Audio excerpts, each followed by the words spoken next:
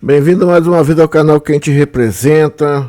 Vamos estar aí falando agora do real, que está abaixo do peso argentino. Vai perdendo o peso argentino daqui a pouco. Real, a nossa moeda desvalorizando, dólar subindo. Isso, ó, bater palma para os petistas. Parabéns, petista. Se você viu o vídeo aí, parabéns. Ó, graças a você, nossa economia tá uma porcaria. Aí fala assim, tá, nós estávamos numa pandemia, eles querem comparar uma pandemia, quando o Bolsonaro passou por uma pandemia onde estava tudo fechado, ninguém vendia nada, por agora que a gente não temos nem pandemia, não temos nada. Aí eles querem fazer uma comparação. Meu filho, se você tivesse 2 neurônios pelo menos, você faria uma análise dos fatos, dos tempos que aconteceu isso. Vamos à matéria da Revista Oeste, logo depois da vinheta.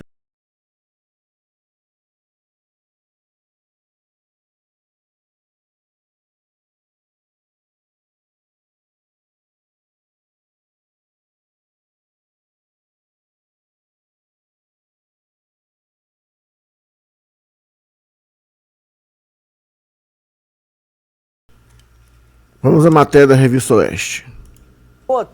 Falamos aqui da alta do dólar. Na segunda-feira, o nosso real aqui ultrapassou o peso argentino e se tornou a moeda mais desvalorizada dos países emergentes em 2024. O dólar, usado como referência, acumula valorização de 10,54% ante o real no ano, enquanto a alta diante da moeda argentina no mesmo período foi de 10,48%. A perspectiva de juros mais altos nos Estados Unidos é a principal causadora do enfraquecimento do real. Mas os ruídos políticos por aqui, em terras brasileiras, e o temor sobre as contas públicas no país também afastam os investimentos estrangeiros. Fatores como a mudança na meta fiscal e as falas do presidente Lula causaram impacto na queda do valor da moeda. Paula, eu só vou discordar um pouco do texto, porque esse era o entendimento até outro dia, que a questão dos juros americanos influenciavam muito mais na cotação. E por que isso não acontece nas outras moedas, na mesma proporção com que se está vendo aqui numa moeda de um país emergente, como é o caso do real aqui no Brasil? Então, o problema neste caso, veja só, nós tivemos uma menor entrada de dólar no ano passado com o investimento que se chama investimento externo direto. É aquele dinheiro de novas fábricas. Houve uma redução significativa do último do último ano do governo Bolsonaro para o primeiro ano do governo Lula. Bom, menos dólar que entrou aqui no mercado. E esse dinheiro, investimento em fábricas, é um dinheiro que fica muito tempo aqui. Não é o capital volátil. Aí você gera, começa o barulho. Quando o presidente, primeiro, não consegue constituir um governo ou dar autonomia aos seus técnicos para construir um mínimo de responsabilidade fiscal, de austeridade, ele cria uma ideia de que o país vai se tornar insolvente. Hoje já gasta muito mais do que se arrecada. Só que ele não está visando uma redução ou um equilíbrio das contas. Ele está apostando. Ele disse antes de viajar agora para a Itália que maior arrecadação é a que geraria, digamos, o equilíbrio fiscal. Aí você me fala, o cara só pensa em gastar, meu irmão. Nós vemos o cara só vive viajando para lá e para cá, só pensa em gastar, dar dinheiro para os amigos, fazer farra, fazer festa, esquema de corrupção em todos os ministérios desse governo petista, né? Aonde nós vamos parar? Nós vamos parar no fundo do poço, vamos parar no buraco. Nossa economia poderia estar bem com Paulo Guedes, trocar Paulo Guedes por Fernando Haddad.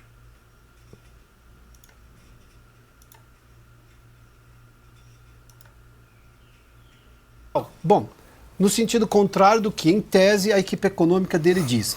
Junte-se a isso, obviamente, este recente barulho com o Banco Central. O que se gera? As pessoas saem do país. Se você tem menos dólar aqui, é uma questão de oferta e procura, né? Você tem uma oferta baixa, muita procura, e a procura é obviamente por segurança, o dólar é uma moeda de segurança, você desvaloriza o real. O barulho, a questão internacional, convenhamos, não é nem de longe, mas nem de longe perto do que próximo do que a gente viu na época da pandemia e na época do início da guerra da Ucrânia. Hoje você tem ali uma certa indecisão do Banco Central americano, se vai ou não baixar os juros, se vai manter os juros. Isso afeta, obviamente, muito do dinheiro que circula pelo mundo. Mas isso é uma coisa que nós não controlamos. O problema do Brasil é o que ele deveria controlar, que ele tem sob controle e não controla. As suas contas, as declarações, erro de comunicação. O governo perdeu nessa medida provisória, chamada de medida provisória do fim do mundo, sem nenhuma articulação política, não chegou a conversar sequer com o Rodrigo Pacheco, que, como eu digo aqui, é quase que o líder do governo do Congresso. Tamanha adesão que ele tem às pautas governistas. O Rodrigo Pacheco devolveu a MP. Ou seja, o governo hoje está num caos político, ele gerou um nó político que ele já não consegue mais desatar. Aí vem o presidente nessa Essa MP aí ia ser um desastre para a economia brasileira. Tudo. Ele está tentando um bode expiatório como se ninguém tivesse informação. As informações do governo são suficientes, não é o que o Campos Neto diz que vai alterar como boa parte de uma imprensa aí, digamos, associada, parece que associada à SECOM, está tentando fazer crer. Não é o que o Campos Neto diz, é o que todo mundo vê nos números apresentados, números oficiais pelo próprio governo brasileiro, das contas brasileiras, as declarações do Lula. Ou seja, querer culpar o Banco Central, que está, daqui a pouco sai a nova taxa Selic, provavelmente a manutenção, a gente vai saber daqui a pouquinho. Querer culpar o Banco Central é querer se isentar das culpas que o próprio presidente tem. Mas a gente sabe, o Lula nunca culpa a si próprio, sempre são os outros. Bom, já que a gente está aqui no bloco de economia, deixa eu trazer outro dado importante. O Brasil está entre as 10 piores nações em competitividade do mundo. De acordo com o Instituto Suíço Management Development, o Brasil caiu 2 posições em comparação com 2023 e se encontra na posição número 62 dentre 67 países. De acordo com os pesquisadores, a queda do Brasil no ranking ocorreu sobretudo no indicador de eficiência governamental. Segundo os analistas, o índice leva em conta não somente o produto Quem quiser ver aí interno bruto e a produtividade, mas também, Ana, veja só. Pode ver aí que na época de Bolsonaro, em plena pandemia, estava todo mundo procurando quem? O Brasil para investir.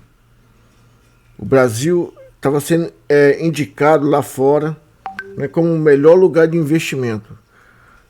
Mas quando o picolé de cachaça entrou, né?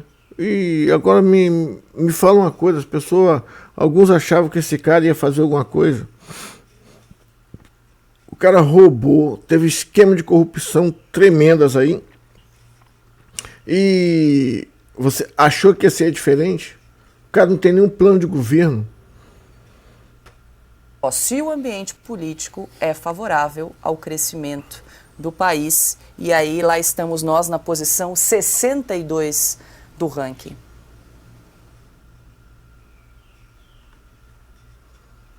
Você sabia que o Steve Jobs não deixava que os filhos dele usassem o iPad em casa? Pois é, o que será?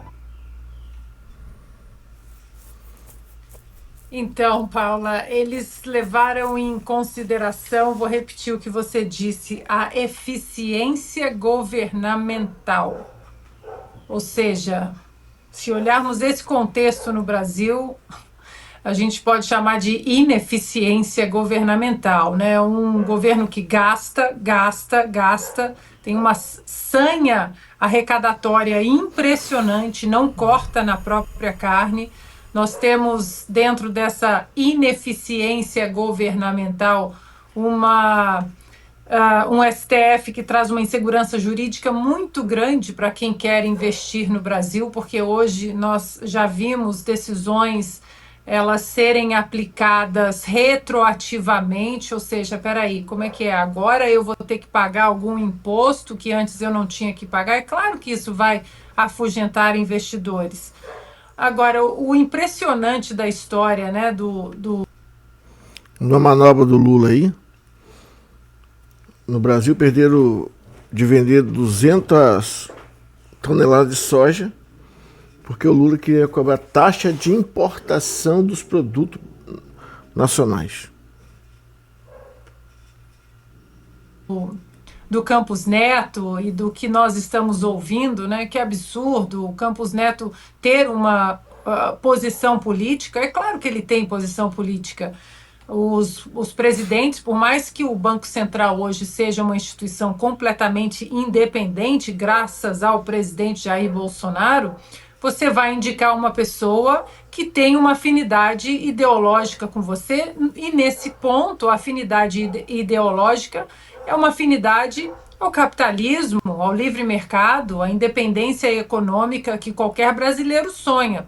Agora, é curioso, né, porque quando nós falamos de impessoalidade, e quando eles falam de impessoalidade, de relações que não podem ser misturadas, tudo bem, né? O Lula indicar para uma cadeira do Supremo Tribunal Federal, da nossa Suprema Corte, seu advogado pessoal, padrinho, amigo, né? Tá lá, sentado, né? Tudo bem, o Toffoli anular muitas decisões importantes da Lava Jato, porque o Toffoli, hoje o Brasil todo sabe, o Toffoli... Quem lembra quando o Bolsonaro queria indicar o Ramagem para a Polícia Federal? Ih, não pode, que tá apadrinhando a Polícia Federal, não sei o que, tá... Meu irmão, e agora o cara indica Flávio Dino, comunista declarado, indica o advogado amigo pro STF, e para essa imprensa comunista, essa imprensa vendida, é normal, né? É o amigo do meu pai. Ou, por exemplo, o Gilmar Mendes concedendo habeas corpus para o Eike Batista, e ninguém tocou no pequeno detalhe.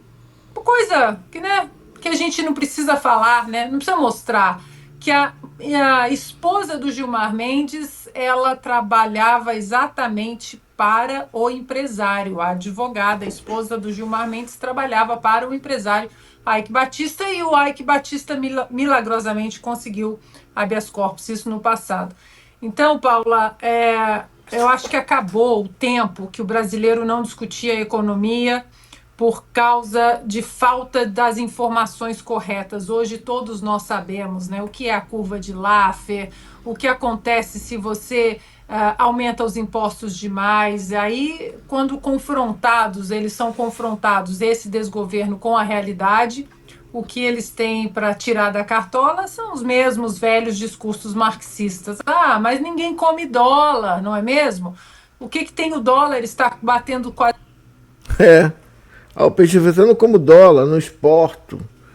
Eu não tenho nada com agro. Olha só a mente idiota dos petistas. O agro está diretamente vinculado a todos nós. O dólar, quando sobe o dólar, todos os produtos que nós importamos, produtos que nós temos ou exportamos, isso afeta tudo, gasolina, afeta tudo. Aí não como dólar, não faço isso. Quando o dólar sobe, gasolina sobe, né? Vai subir, vai ficar mais caro. O que é transportado com a gasolina? O que os caminhões usam para transportar os alimentos? Seu petista, cabeça que não cabe não cabe nada, não cabe um caroço de amendoim. Você acha que se tirar uma foto do cérebro do petista, tá lá aquele caroço de amendoim no lugar do cérebro?